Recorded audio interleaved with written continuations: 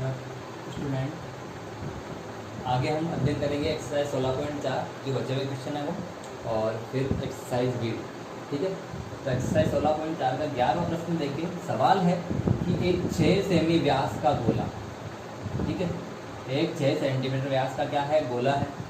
6 centimetre व्यास के गोले को एक 12 सेमी बेलनाकार, 12 सेमी व्यास के एक बेलन है, इसका व्यास कितना है, 12 सेंटीमीटर, इस बेलन के अंदर डाला जाता है, ठीक है, इस बेलनाकार बर्तन में डाला जाता है। तो जैसे ये गोला इसमें डालूंगा तो यहाँ जो पानी था वो क्या हो जाएगा, कुछ ऊपर आएगा। जैसे हमने देखा होगा कि जब हम स्नान करते हैं तो जो बाल्टी रहती है उसमें जो मग डालते हैं, तो मग को अगर हम सीधा डालें तो पानी क्या आएगा, ऊपर आएगा। वो क्यों आएगा, क्योंकि मग के अंदर जो हवा भरी रहती है उतना का उतना पानी क्या रहता है, ऊपर आएगा। वैसे ही यहाँ पर इस गोले को इसके अंदर डालेंगे ना तो पानी कुछ ऊपर चला जाएगा। तो वो कितना जाएगा, जो इस गोले का आयतन है वो का वही पानी ऊपर जाएगा। तो गोले का आयतन बराबर पानी का आयतन, ऊपर चढ़े पानी का आयतन। अब हमें ज्ञात क्या करना है, ऊपर चढ़े पानी की ऊंचाई h ज्ञात करनी है। तो कैसे निकालेंगे, गोले का आयतन और ऊपर चढ़े पानी के आयतन को क्या रख देंगे, बराबर। इससे क्या आ जाएगी, हमारे पास ऊंचाई आ जाएगी। यहाँ देखो मुझे गोले का व्यास दिया हुआ है, तो गोले की त्रिज्या निकालनी है। गोले की त्रिज्या R1 बराबर 6/2 बराबर कितनी आ जाएगी, 3 सेंटीमीटर। फिर बेलन, बेलन की त्रिज्या R2 बराबर 12/2 यानी कितनी आ जाएगी, 6 सेंटीमीटर। और ऊपर चढ़े पानी की ऊंचाई ज्ञात करनी है। तो ऊपर चढ़े पानी की ऊंचाई h बराबर ज्ञात करनी है। देखो अब रिलेशन क्या मिला हमें कि जो गोले का आयतन है वो ऊपर चढ़े पानी के आयतन के क्या होगा, बराबर होगा। तो देखो गोले का आयतन बराबर ऊपर चढ़े पानी का आयतन, ऊपर चढ़े पानी का आयतन, ठीक है। तो गोले का आयतन का सूत्र है और ऊपर चढ़े पानी का आयतन, तो ऊपर चढ़ा पानी कैसा है, बेलनाकार, तो इधर फॉर्मूला किसका लग जाएगा, बेलन का आयतन, ठीक है। तो गोले का आयतन 4/3 पाई R1 का क्यूब, और ऊपर चढ़े पानी का आयतन तो वो किसका है, बेलन, तो बेलन का आयतन हो जाएगा पाई R2 स्क्वायर h, क्योंकि त्रिज्या क्या है यहाँ R2 है, पाई से पाई कट जाएगा। 4/3 है जैसा का जैसा। R1 का मान कितना है, 3 × 3 × 3 बराबर R2 का मान कितना है, 6, तो 6 × 6 घात 2 है इसलिए, और h का मान हमें ज्ञात करना है। 3 से 3 कट जाएगा, देखें 3 दूनी 6, 3 दूनी 6, यहाँ बच गया 4, उधर बच गया 4h, 2 दूनी 4h, यहाँ 4 इधर गुणा में इधर आकर भाग में, तो 4/4 बराबर क्या जाएगा, h। 4 से 4 कटेगा तो यहाँ 1, यहाँ h, तो h बराबर 1 सेंटीमीटर। यही क्या आ जाएगी हमारे पास, ऊपर चढ़े पानी की ऊंचाई। क्या आ जाएगी हमारे पास, ऊपर चढ़े पानी की ऊंचाई, ठीक है। देखें अगला क्वेश्चन है 12 प्रश्न, ठीक है।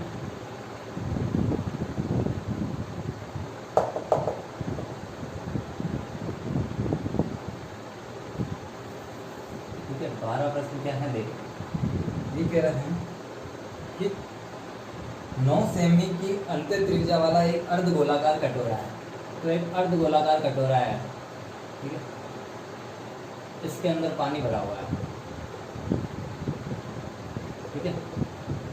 इसकी त्रिज्या कितनी है, R1 बराबर 9 सेंटीमीटर, ठीक है। वो अंदर वाली त्रिज्या दे रखी क्योंकि पानी अंदर अंदर भरा हुआ है इसलिए, ठीक है। अब हमें क्या करना है, आगे देखें। इस द्रव को 3 सेमी व्यास, तो व्यास कितना है, 3 सेमी, तो त्रिज्या हो जाएगी 3/2। 3 सेमी व्यास और 4 सेमी ऊंचाई के छोटे छोटे बेलनाकार बर्तनों में भरना है। यानी एक छोटा सा ऐसा एक बेलनाकार बर्तन है, इस प्रकार के कुछ बर्तन हैं, उनमें इस पानी को क्या करना है, भरना है। यानी कुल मिला के आप एक समझ ले, ये बड़ी एक कढ़ाई है, इस कढ़ाई में से छोटी छोटी बोतलों में पानी भरना है, ठीक है। तो मुझे ये बोतलें कितनी चाहिए इस पूरे पानी को भरने के लिए, उसकी संख्या निकालनी है।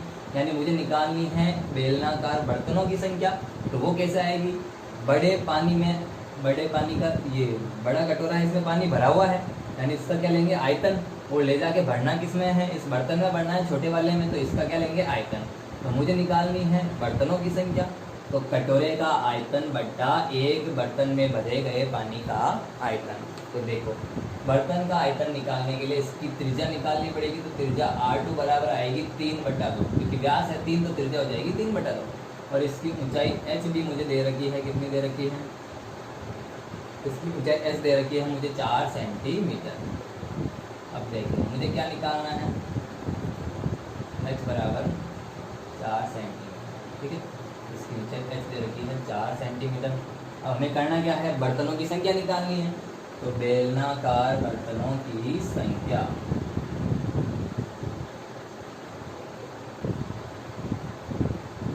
वो क्या आएगी, कटोरे का आयतन, अर्धगोलाकार कटोरे का आयतन, अर्धगोलाकार कटोरे का आयतन बट्टा एक बेलनाकार बर्तन का आयतन।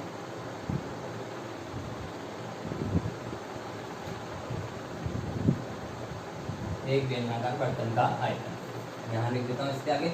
अर्धगोले का आयतन हो जाएगा 2/3 पाई R1 का क्यूब, क्योंकि इसकी त्रिज्या क्या है, R1 है।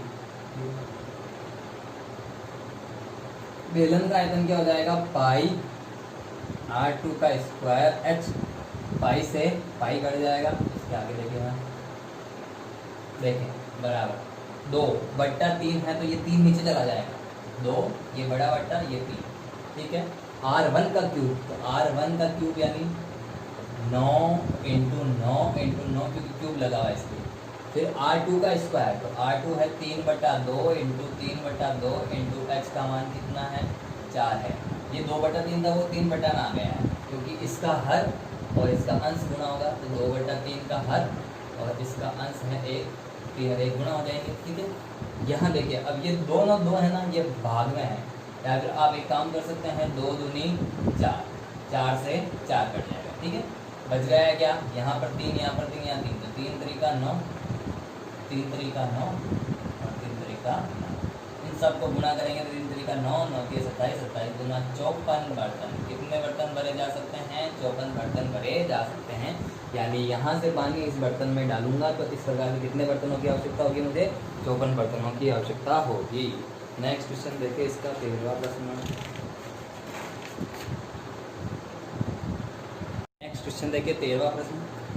13वां प्रश्न क्या है, 13वां प्रश्न है, एक गोले का व्यास दे रखा है, तो गोले का व्यास दे रखा है, तो हम निकाल लेंगे गोले की त्रिज्या निकाल लेंगे।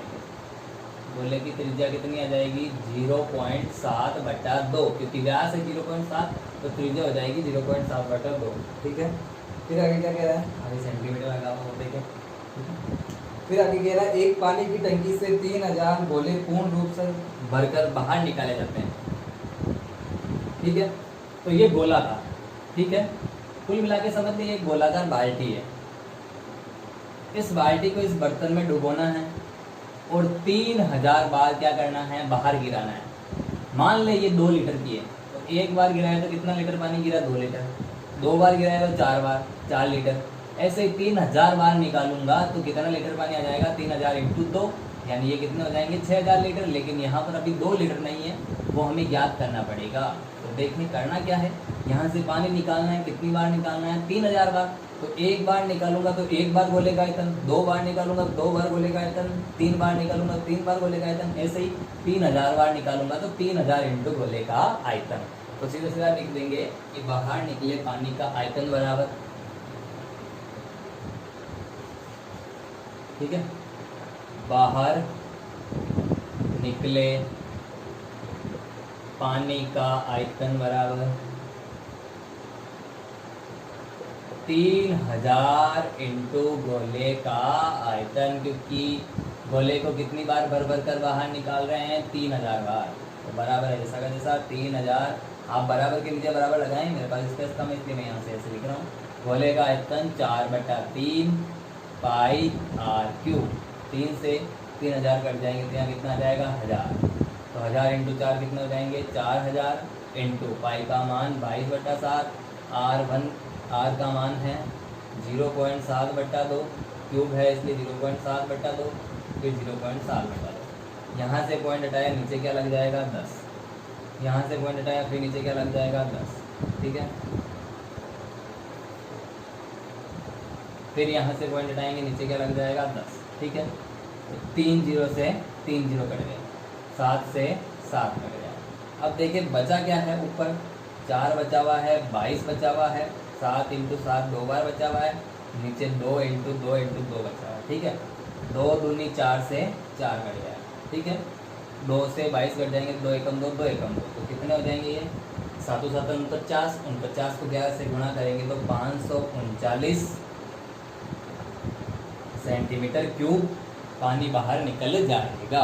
कितना पानी निकल जाएगा, 539 सेंटीमीटर क्यूब पानी क्या निकल जाएगा, बाहर निकल जाएगा। यही क्या है इसका आंसर। ठीक है, नेक्स्ट क्वेश्चन देखिए 14वां प्रश्न।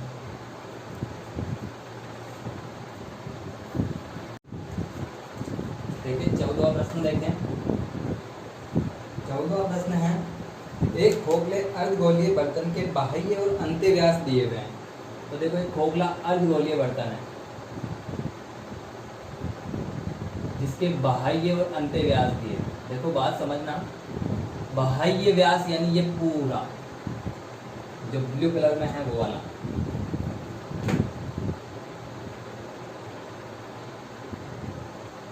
ठीक है, ये दिया हुआ मुझे, कितना दिया हुआ है 43 सेंटीमीटर। तो बाह्य व्यास दे रखा है 43, तो ये लिख दिया मैंने 43 सेंटीमीटर। ठीक है, फिर मुझे अंत्य व्यास भी दे रखा है, कितना दे रखा है 42 सेंटीमीटर। तो अंत्य व्यास कौन सा, देखो मैं इसके ऊपर ही कर रहा हूँ, ये यहाँ से यहाँ तक, यहाँ से लेकर यहाँ तक की दूरी कितनी है 42 सेंटीमीटर। ये अंदर वाला व्यास 42 और बड़ा वाला व्यास कितना हो जाएगा 43। तो पहले अंदर वाली त्रिज्या और अंदर बाहर वाली त्रिज्या दोनों लिख लेंगे। ठीक है, तो आंतरिक त्रिज्या और बाह्य त्रिज्या, तो अंदर वाली छोटी आएगी, बाहर वाली बड़ी आएगी। तो मैंने हमेशा कहा है बड़ी वाली को R1 लेवे, छोटी वाली को क्या लेवे R2 लेवे। तो R1 कितनी आएगी, बड़े व्यास का आधा, तो 43/2। R2 कितनी आएगी, छोटे व्यास का आधा, तो 42/2। अब वो क्या कहना चाह रहे हैं आप समझिए। ठीक है, उस पर रंग करवाने का व्यय कितना है 7 पैसे प्रति वर्ग सेंटीमीटर, यानी 7 पैसे प्रति वर्ग सेंटीमीटर, यानी 1 सेंटीमीटर पर व्यय बराबर कितना है 7 पैसे है। तो कुल व्यय कितना होगा इस पर कलर कराने का, तो पहले क्या निकालना पड़ेगा, इसका क्षेत्रफल। रंग करवाना है इसलिए क्या करना पड़ेगा, ढकना पड़ेगा। ढकना है तो क्या निकालेंगे, क्षेत्रफल निकालेंगे। तो अब अपन को इस बर्तन का क्या निकालना है, क्षेत्रफल निकालना है। तो हमें इस बर्तन का क्षेत्रफल निकालना है। तो यहाँ देखिए हम क्या करेंगे, जब बर्तन पे कलर करवाएंगे तो अंदर हाथ घुमाएंगे, बाहर हाथ घुमाएंगे और इस वलय पर भी हाथ घुमाएंगे। तो मेरे पास क्या क्या क्षेत्रफल निकालना पड़ेगा, कटोरे का बाह्य क्षेत्रफल, कटोरे का आंतरिक वक्र पृष्ठ क्षेत्रफल और वलय का क्षेत्रफल। तो कुल मिला के रंग योग्य क्षेत्रफल बराबर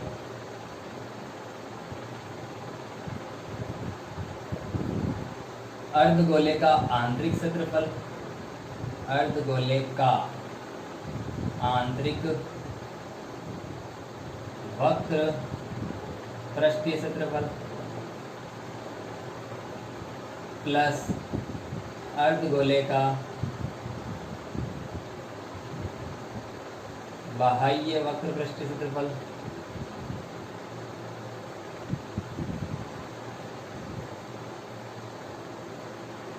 प्लस वलय का क्षेत्रफल। ठीक है, देखो अंदर हाथ घुमाऊंगा आंतरिक वक्र का क्षेत्रफल, बाहर हाथ घुमाऊंगा बाह्य वक्र का क्षेत्रफल, इस वलय पर हाथ घुमाऊंगा तो वलय का क्षेत्रफल। ठीक है, तो अपन तीनों लिख लेते हैं। अर्धगोले का आंतरिक वक्र का क्षेत्रफल, तो कुल मिला के क्षेत्रफल बराबर हो जाएगा, आंतरिक वक्र का क्षेत्रफल हो जाएगा 2πr1 का स्क्वायर। ठीक है, बाह्य वक्र का क्षेत्रफल आंतरिक में R2 आएगा। ठीक है, आंतरिक में R2 चली जाए, छोटी वाली त्रिज्या, तो 2πr2 का स्क्वायर, बाह्य हो जाएगा 2πr1 का स्क्वायर प्लस वलय का क्षेत्रफल हो जाएगा πr1 का स्क्वायर माइनस R2 का स्क्वायर। ये हमने पढ़ा है, दो सकेंद्रीय वृत्तों से घिरे क्षेत्र का क्षेत्रफल, वलय का क्षेत्रफल πr1 का स्क्वायर माइनस R2 का स्क्वायर। या हम इसे ये भी लिख सकते हैं, सब में क्या कॉमन आ रहा है, पाई कॉमन आ रहा है। यहाँ रह जाएगा 2r2 का स्क्वायर प्लस यहाँ रह जाएगा 2r1 का स्क्वायर प्लस यहाँ क्या रह जाएगा r1 minus r2 r1 plus r2, क्योंकि पाई बाहर ले लिया, r1 square minus r2 square, तो इसको लिख सकते हैं r1 minus r2 r1 plus r2। ये पिछली वीडियो में बता रखा है, ठीक है। अब हमें क्या करना है, बस वैल्यू पुट करनी है 22/7, ठीक है। कोष्टक 2 इंटू r2 का मान कितना है 42/2 इंटू 42/2 प्लस 2 इंटू r1 का मान कितना है 43/2 इंटू 43/2, ठीक है। प्लस r1 का मान कितना है 42/2, 43/2 माइनस 42/2, फिर कोष्टक 43/2 प्लस 42/2, ठीक है। ये पूरा कोष्टक बंद। अब यहाँ क्या करेंगे 22/7 है जैसा का जैसा, ठीक है। 2 से 2 कट जाएगा, 2 से 42 कटेगा तो कितना आ जाएगा 21, तो यहाँ बच जाएगा 21 इंटू 42 प्लस 2 से 2 कट जाएगा, ठीक है। यहाँ 43 इंटू 43 बचेगा, 43 में 2 का भाग देंगे तो कितना आएगा 43 का आधा यानी 21.5, यहाँ बच जाएगा 43 इंटू 21.5 प्लस हर समान है 2 है तो ले से 2 आएगा, 43 में से 42 जाएगा तो 1/2 इंटू यहाँ पे भी हर समान है तो ले से कितना आएगा 2 आएगा, 43 में 42 जोड़ेंगे तो कितना हो जाएगा ये 85 हो जाएगा, ठीक है। और 2 दूनी कितने हो जाएंगे 4, ठीक है। आगे मैं क्लियर कर रहा हूँ।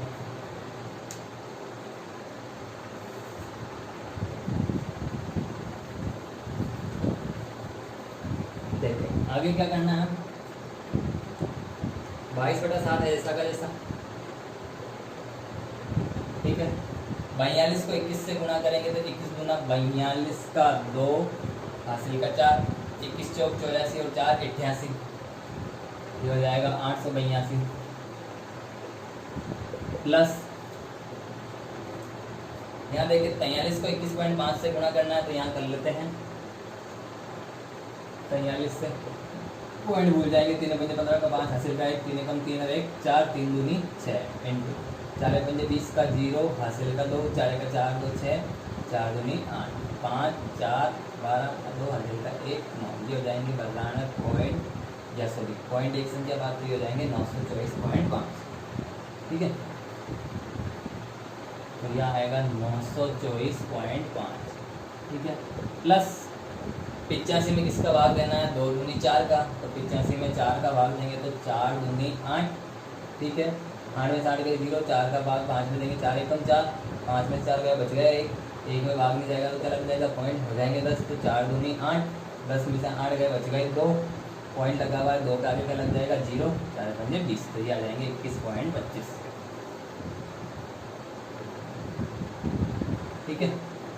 अब हमें क्या करना है इन सबको जोड़ना है, तो ये हो जाएगा 22/7, ठीक है। यहाँ पॉइंट के बाद 5 है तो इसके आगे 0 लगा सकते हैं क्योंकि 2 पॉइंट के बाद 2 पॉइंट के बाद 2 जोड़ने में आसानी रहेगी, तो 50 में 25 जोड़ेंगे तो 75, फिर क्या लग जाएगा पॉइंट 1 और 4 5, 5 2 7, ठीक है। फिर 2 और 2 4, 4 और 8 12 का 2 हासिल का 1, यहाँ कुछ नहीं है 1 और 9 10, 10 और 8 18, ये हो जाएंगे 1827.75 इंटू हो जाएगा यहाँ पर। अब 7 का क्या करना है भाग देना है, तो 22 इंटू 7 का भाग देंगे तो 7 दूनी 14, ठीक है। मैं यहाँ नीचे लिख देता हूँ ताकि आपको दिख भी जाएगा क्या लिखा हुआ है। हाँ 7 का भाग 18 में देंगे, 7 दूनी 14, 18 में से 14 गए कितने बच गए 4, हो जाएंगे 42, 7 छन 42, 42 में से 42 गए कितने बच गए 0, तो 0 7 के बाद जाएगा 7 रहेगा, 7 एकम 7, 7 में 7 गए 0 पॉइंट 7 एकम 7, 7 में 7 गए 0, 0 5 के बाद जाएगा 5, 5 में भाग नहीं जाएगा तो क्या हो जाएगा भाग टूट जाएगा, बस आप यहीं तक गुणा करें या भाग दें, ठीक है। अब 22 को गुणा करेंगे 261.1 से, तो 22 0 0, ठीक है। फिर 22 एकम 22 का 2 हासिल का 2, पॉइंट का पॉइंट 22 एकम 22 और 2 24 का 4 हासिल का 2, 22 छक्के 132 और 2 134 का 4 हासिल का 13, 22 दूना 44 और 13 कितने हो जाएंगे 57, ये आ जाएंगे 5744.20, ठीक है। अब मुझे क्या निकालना है खर्चा निकालना है, ये आएगा सेंटीमीटर स्क्वायर। चूँकि 1 सेंटीमीटर स्क्वायर पर वह कितना दे रखा है, 7 पैसे, ठीक है। इसलिए 5744.20 पर वह कितना हो जाएगा, 5744.20 इंटू 7, जो भी आंसर आएगा आप गुणा करके लिख लेना। 7 को 0 से गुणा करेंगे 0, 7 दूनी 14 का 4 हासिल का 1, पहले पॉइंट आएगा 7 चौक 28 1 29 का 9 हासिल का 2, 7 चौक 28 2 30 का 0 हासिल का 3, 7 50 3 52 का 2 हासिल का 5, एक बार और देखते हैं, 7 0 0 0 का 0, 7 दूनी 14 का 4 हासिल का 1, पॉइंट का पॉइंट, 7 चौक 28 1 29 का 9 हासिल का 2, 7 चौक 28 और 2 30 का 0 हासिल का 3, 7 49 3 52 का 2 हासिल का 5, 7 35 और 5 40, ठीक है। ये आ जाएगा आपका आंसर। पीछे के आएंगे पैसे, और अगर आप इसको रुपए में बदलना चाहें तो 100 का भाग देंगे, 100 का भाग देंगे तो 0.2 स्थान आगे आ जाएगा, तो हो जाएगा 402.09 रुपये। यही क्या है आपका आंसर। पीछे उत्तरमाला में अलग आ रहा है क्योंकि उसने यहाँ वलय को शामिल नहीं किया है, जबकि यहाँ वलय शामिल होगी, क्योंकि जब मैं कटोरे पर कलर करवाऊँगा तो मैं हाथ घुमाऊँगा अंदर की साइड, हाथ घुमाऊँगा बाहर की साइड, और यहाँ पर भी मुझे हाथ घुमाना पड़ेगा, तो मुझे यहाँ पर भी कलर करना पड़ेगा। लेकिन बुक वाले ने इसको नहीं लिया है, जबकि ये शामिल होगा, इसलिए सही आंसर ये है, ठीक है। इस प्रकार आप प्रैक्टिस करें। इस प्रकार 16.4 कंप्लीट हुई। आगे आपको विविध प्रश्नावली करते हैं। ये विविध का पहला प्रश्न, एक घन का संपूर्ण पृष्ठीय क्षेत्रफल दिया हुआ है। घन का संपूर्ण पृष्ठीय क्षेत्रफल कितना दे रखा है मुझे, 486 सेंटीमीटर स्क्वायर, वर्ग सेमी यानी सेंटीमीटर स्क्वायर, ठीक है। तो घन की भुजा ज्ञात कीजिए, यानी ए मुझे ज्ञात करनी है, तो जो दिया है उसका क्या लगा देंगे, फॉर्मूला। तो घन का संपूर्ण पृष्ठीय क्षेत्रफल 6a² बराबर 486, 6 इधर भाग में गुणा में है, उधर जाकर भाग में, तो a² बराबर, सीधा यहीं से काट रहा हूँ, 6 8 48, 6 कम 6, ठीक है। तो 486 को 6 से काटेंगे, या कुल मिला के 6 इधर गुणा में है, उधर जाकर भाग में, तो 486 में 6 का भाग देंगे, तो 6 8 48, 6 कम 6, इधर a² उधर जाकर अंडर, तो a बराबर √81 बराबर 9 सेंटीमीटर, यानी घन की भुजा कितनी आ जाएगी, 9 सेंटीमीटर। दूसरा प्रश्न देखें, एक घनाभ की लंबाई चौड़ाई और ऊंचाई दे रखी है, कितनी, घनाभ की लंबाई L बराबर दे रखी है 9 मीटर, चौड़ाई B बराबर दे रखी है 2 मीटर, ऊंचाई H बराबर दे रखी है 1 मीटर, ठीक है। तो घनाभ का पृष्ठीय क्षेत्रफल, तो घनाभ का संपूर्ण पृष्ठीय क्षेत्रफल बराबर 2LB plus BH plus HL, ठीक है। तो 2L का मान कितना है, L का मान 9, B का मान 2, प्लस B का मान 2, H का मान 1, प्लस H का मान 1, L का मान 9, ये हो जाएंगे 2 9 दूनी 18 प्लस 2 एकम 2 प्लस 9 एकम 9, ये हो जाएंगे 2 इंटू 29, 18 तो 20 20 9 29, 29 दूना 58 सेंटीमीटर स्क्वायर, यही क्या है इसका आंसर, ठीक है। नेक्स्ट क्वेश्चन पढ़ेंगे।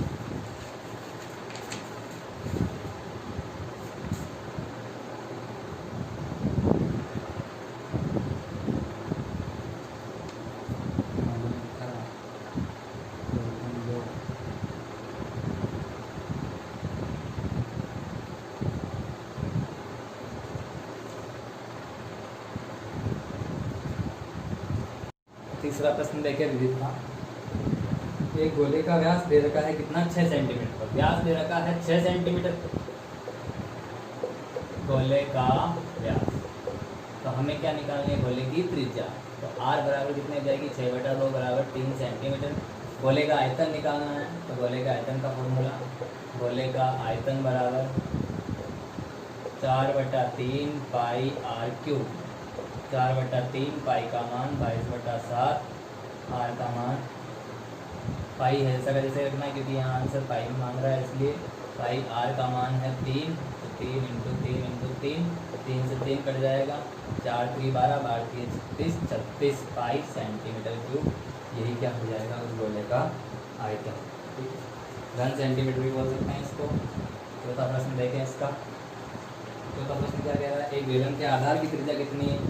आर बराबर दे रखी है 14 सेंटीमीटर। किसकी दे रखी है? बेलन। बेलन की आर बराबर 14 सेंटीमीटर। ठीक है, फिर क्या दे रखा है? ऊंचाई एच दे रखी है 10 सेंटीमीटर। तो बेलन का वक्र पृष्ठीय क्षेत्रफल, तो बेलन का वक्र पृष्ठीय क्षेत्रफल बराबर 2 पाई आर एच। 2 पाई का मान 22/7, आर का मान 14 इंटू एच का मान 10, 7 दूनी 14, 22 दूना 44, 44 दूना 88, 88 को 10 से गुणा करेंगे 880 सेंटीमीटर स्क्वायर। यही क्या हो जाएगा? बेलन का वक्र पृष्ठीय क्षेत्रफल। ठीक है, नेक्स्ट क्वेश्चन देखिए 5वां सवाल। 5वां सवाल देखा, एक शंकु का आयतन दिया हुआ। शंकु का आयतन बराबर दे रखा है 308 सेंटीमीटर क्यूब और उसकी ऊंचाई h दे रखी है 6 सेंटीमीटर। तो उसके आधार की त्रिज्या ज्ञात कीजिए, यानी r बराबर ज्ञात करनी है। आदमी एक, गोली भी कितनी? एक। चला दी जाएगी, चला दी जाए। ठीक है, तो शंकु का आयतन हो जाएगा 1/3 पाई आर स्क्वायर। एच बराबर दे रखा है 308, 1/3 पाई का मान 22/7, आर का मान कितना है याद करना, तो R square H is, H का मान कितना है 6 बराबर 308।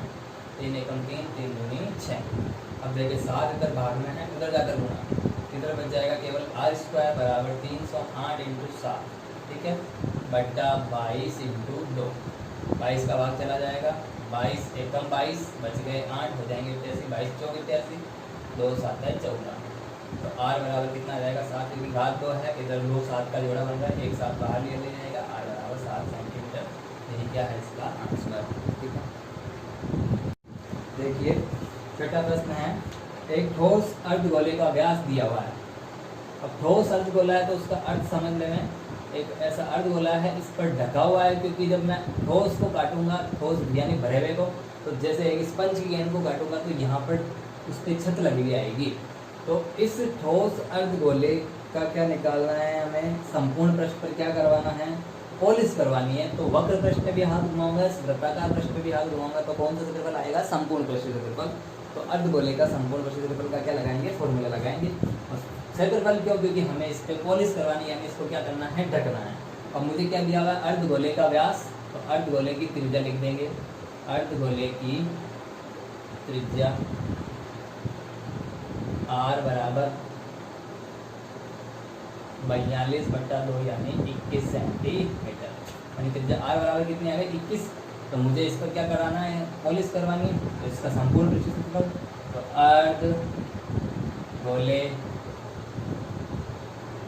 का संपूर्ण पृष्ठीय क्षेत्रफल बराबर 3 पाई आर स्क्वायर। 3 जैसा पाई का मान 22/7, आर का मान 21 इंटू 21, 7 3 21। ठीक है, 22 3 66 और 21 3 63। 66 को 63 से मल्टीप्लाई करना है, तो 63 66, 6 3 18 का 8, हासिल का 1, 3 36 और 1 37 इंटू 8 7 3 के भी 6 जैसा है वापस, इसलिए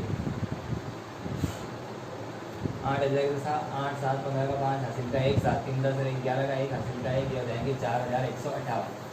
ठीक है, यह आ जाएगा 4158 सेंटीमीटर स्क्वायर। ये तो क्या है? उस अर्धगोले का संपूर्ण पृष्ठीय क्षेत्रफल। अब हमें क्या निकालनी है? पॉलिश पर व्यय। तो पॉलिश करवाने का व्यय बराबर, देखो 1 सेंटीमीटर स्क्वायर का खर्चा दे रखा है मुझे 20, तो मुझे 4158 का निकालना है। तो 4158 इंटू कितना आ जाएगा? 20। वो पैसे में है और रुपए में बदलना है, तो किसका भाग दे देंगे? 100 का। ठीक है, तो यहाँ 1 0 से 1 0 कट जाएगा, इसको 2 से गुणा करके एक संख्या बाद का लगा देंगे, पॉइंट लगा देंगे, तो बराबर इधर 2 8 16 का 6 हासिल का 1, 2 5 10 और 1 11 का 1 हासिल का 1, 2 1 2 1 3, 2 4 8, नीचे 0 है 10 है, इसलिए एक संख्या बाद क्या लग जाएगा पॉइंट, तो ये हो जाएंगे 831.6 रुपये में है, इसलिए 831.6। अगर पैसे में है तो कुछ हो रहा है, ठीक है। ये क्या है इसका आंसर। 7वां सवाल देखें।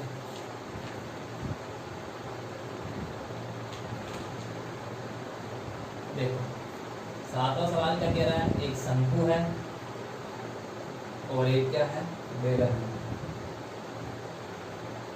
एक अर्धगोला है, ठीक है,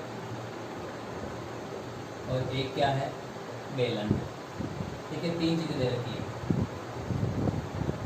एक शंकु, एक अर्धगोला में एक बेलन, एक ही आधार में एक ऊंचाई पर बने हुए हैं, यानी ये सब एक ही माप के आधार है, यानी इन सब का आधार एक ही माप का है, यानी इनकी सबकी त्रिज्या क्या आएगी, एक ही आएगी।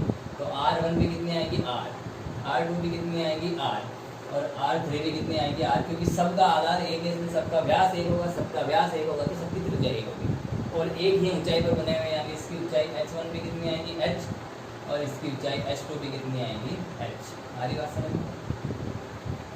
और कहने का मतलब है ऊंचाई और त्रिज्या भी क्या है बराबर, ठीक है।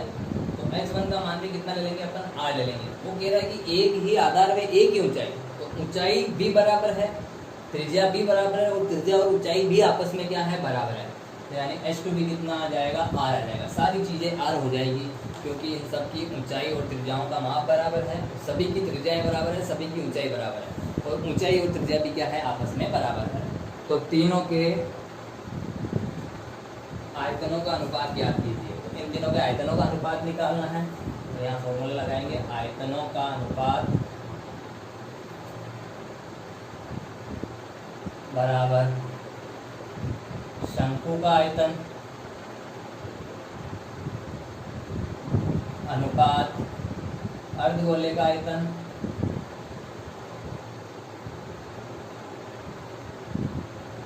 अनुपात बेलन का आयतन।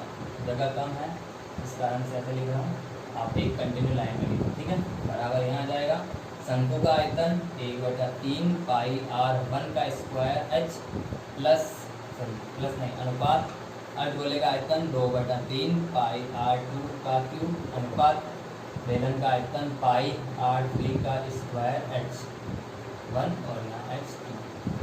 पाई से पाई कट जाएगा, ठीक है। सबके इसके भाग में 3 है, इसके भाग में 3 है, इसके तो सबको 3 से गुणा करेंगे, सबको 3 से गुणा करेंगे तो यहाँ 3 से 3 कट जाएगा, तो यहाँ बच जाएगा R1 का स्क्वायर H1 अनुपात इसको 3 से गुणा करेंगे 3 से 3 कट जाएगा 2 R2 का क्यूब अनुपात इसको 3 से गुणा करेंगे, कुछ भी कटने के लिए नहीं, 3 R3 का क्यूब H2। अब क्या करेंगे देखो, R1 का मान कितना है R, तो R का स्क्वायर, H1 का मान कितना है R, तो R अनुपात 2, R2 का मान कितना है R, तो R का क्यूब अनुपात 3, R3 का यहाँ स्क्वायर आएगा, ठीक है। R3 का मान कितना है R, तो R स्क्वायर, ठीक है, इंटू H2 का मान कितना है R। तो देखें यहाँ पर भी R क्यूब अनुपात 2 R क्यूब अनुपात 3 R क्यूब, तो R क्यूब से R क्यूब कट जाएगा, तो 1/2/3 ही क्या है इसका आंसर, अर्थात इनके आयतनों का अनुपात आ जाएगा 1/2/3, ठीक है। यही क्या है इसका आंसर। नेक्स्ट क्वेश्चन देखें, 8वां प्रश्न। 8वां प्रश्न क्या है, 10 सेमी त्रिज्या के एक धातु के गोले से समान त्रिज्या के 8 गोले, पीछे प्रश्न को लगे देखिए। 8वां प्रश्न है, एक ठोस पिंड का बायां भाग कैसा है, बेलनाकार। एक पिंड है, इसका इधर वाला भाग एक बेलन बना हुआ है, ठीक है। बायां भाग कैसा है, बेलनाकार, बायां इधर वाला, ठीक है। और इसका दायां भाग कैसा है, एक शंकुनुमा है, तो दायां भाग यहाँ एक शंकु है। कुल मिला के आपका जो ठोस है वो ऐसा बन जाएगा, ठीक है। यदि बेलन का व्यास 14 सेंटीमीटर तथा लंबाई 40 सेंटीमीटर, बेलन का व्यास 14 सेंटीमीटर, त्रिज्या R1, तो बेलन की R1 बराबर कितनी हो जाएगी, 14 का आधा 7 सेंटीमीटर। और इसकी लंबाई कितनी दे रखी है 40 सेंटीमीटर दे रखी है। ये व्यास दे रखा है 14, ठीक है। शंकु का व्यास भी कितना दे रखा है 14 सेंटीमीटर, तो ये शंकु का व्यास 14 है, ठीक है। और इसकी ऊंचाई ये वाली ये कितनी दे रखी है 12 सेंटीमीटर, ठीक है। तो इस ठोस पिंड का क्या निकालिए, आयतन ज्ञात कीजिए। देखो ठोस का आयतन निकालना है तो इस बेलन का आयतन प्लस इस शंकु का आयतन, क्योंकि यहाँ भरा जाएगा, यहाँ भरा जाएगा, तो इधर बेलन और इधर शंकु, तो दोनों के आयतन को क्या कर दिया जाएगा, जोड़ दिया जाएगा। तो बेलन की त्रिज्या R1 हो गई 14/2, यानी कितनी हो जाएगी 7, ऊंचाई H1, बेलन ऐसा हो जाएगा, तो ये 40 सेंटीमीटर हो जाएगी, ठीक है। अब शंकु की त्रिज्या R2 बराबर कितनी होगी 14/2, यानी कितनी हो जाएगी 7 सेंटीमीटर, और ऊंचाई H2 बराबर कितनी हो जाएगी 12 सेंटीमीटर, ये दे रखी है। अब हमें क्या निकालना है, ठोस का आयतन। तो ठोस का आयतन क्या आएगा, बेलन का आयतन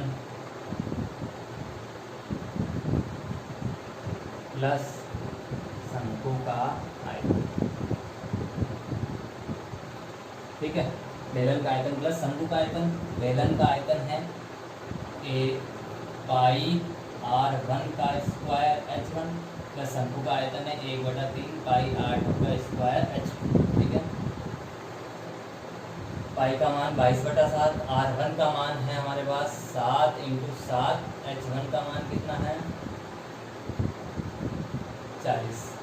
R1 का मान भाई 7, तो स्क्वायर लगा इसलिए 2 बार लिख दिया, × 40 प्लस 1/3 पाई का मान 22/7, R2 का मान कितना है मेरे पास, R2 का मान है 7 × वापस 7 की घात 2 इसलिए, और H2 का मान कितना आ जाएगा 12